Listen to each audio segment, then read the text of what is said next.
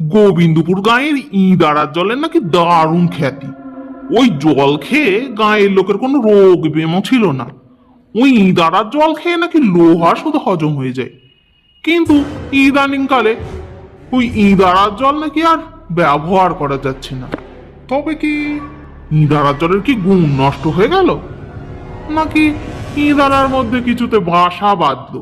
কে সেই আগন্তুক যে ইঁদারার জল ব্যবহার করতে দিচ্ছে না? গন্ডগোলটা আসলে কি? চলুন দেখা যাক। আহা, এ তো আচ্ছা মুশকিল। ওই ইঁদারাতে বালতি বা ঘটি নামালেই দড়ি ছিঁড়ে যায়। শুধু যে ছিঁড়ে যায় তা নয়, অনেক সময় ওই বালতির হাতল থেকে সযত্নে কে যেন দড়িখানা খুলে নেয়। কিছুতেই তো জল তোলা যায় না। বুঝলে নগেন, গায়ের সকলে মিলে একবার চক্রবর্তী মশাইকে বলে দেখা যাক। বলি, ও ঠাকুর মশাই, এবারে কিছু একটা বিহিত করুন। দিনের পর দিন এরকম চলতে থাকলে তো গায়ের লোক আমরা না খেতে পেয়ে মারা যাব। এরকম করে হলে তো লোক ব্যাম হয়ে মরবো। আরে বাবা, এ তো শুধু দড়ি তো দড়ি। আমি শিকল দিয়ে জল তুলতে গিয়েছিলাম, শিকল শুধু কেটে নিয়েছে। তার উপরে সব হুলুস তুলুস কাণ্ড। দেখেছ কখনো ইঁদারার জলে সমুদ্রের মতো ঢেউ ওঠে? কাল সন্ধে বেলায় গেছিলাম, নিজে চোখে দেখে এলাম। ওই ইঁদারার জল খেয়ে আর কারো কোনো কাজ নেই রে। 5টা গানই হরিহর রায়ের জমিদারি। রায় মশাই ভারী ধর্মভীরু পরোপকারী লোক। গাঁয়ের লোক সকলে মিলে রায় মশাইয়ের দরবারে গিয়ে হাজির। বলি, রায় মশাই, আমাদের গোবিন্দপুর গাঁয়ের পুরনো ইঁদারার জল বড়ই বিখ্যাত। এতকাল ওই জল খেয়ে আমরা কোনো রোগ ব্যাধি গায়ে ঢুকতে দিইনি, কিন্তু এখন বড়ই বিপদে পড়েছি।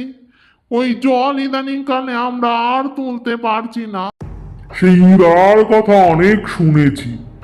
সেবার ওই ইঁদারা থেকে জল এনে আমাকে খাইয়েছিল, অনেক উপকার পেয়েছি। তা সেই ইঁদারার কি হলো? সেই ইঁদারা কি শুকিয়ে গেল নাকি?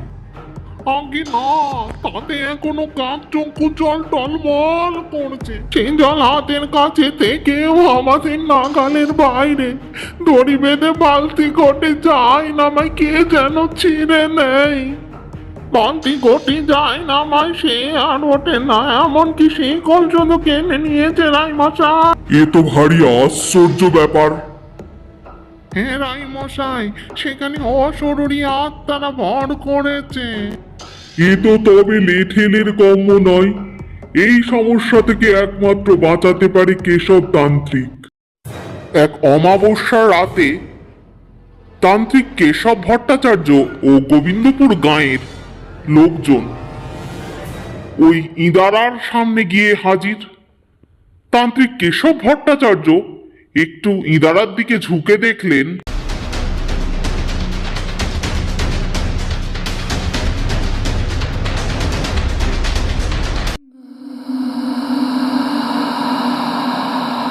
বলি, কে আছিস কোর মধ্যে? বেরো শিগগির, নইলে থুতু ফেললাম। দয়া করে থুতু ফেলবেন না, থুতু ফেলবেন না। তবে ঢুকেছিলিস কেন এখানে? বলি, ভূতের সংখ্যা কমে যাচ্ছে যে। এই ইঁদারার জল খেয়ে তল্লাটে কোনো রোগ ব্যাধি নেই। এখানকার লোক 100-150 বছর হেসে খেলে বাঁচে। বলি, না বলে ভূত হবে কোত্থেকে? সেই কারণে আমরা পান্ত ভূতের দল ঠিক করেছি, ইঁদারা দখল করে থাকি। ঘটি বাটি যা আছে সব ফেরত দে, আর এখান থেকে অনেক দূরে চলে যা, নইলে আমরা সকলে মিলে তোদের গায়ে থুতু ফেলবো। আগে না, দয়া করে থুতু ফেলবেন না। আমরা এখান থেকে চলে যাব, কথা দিচ্ছি। ইঁদারার চারিদিকে ঘটি বালতিতে ভরে গেল, আর ওই ইঁদারা ভূতেদের আর আস্তানা রইল না। গোবিন্দপুরের লোক তাদের পুরনো গৌরব ফিরে পেয়ে মহানন্দে দিন কাটাতে লাগলো। থুতু ফেলাও কখনো কখনো ভালো। বলে, গল্পটা যদি ভালো লাগে লাইক করবেন, কমেন্ট করবেন, শেয়ার করবেন, মনে করে করবেন কিন্তু।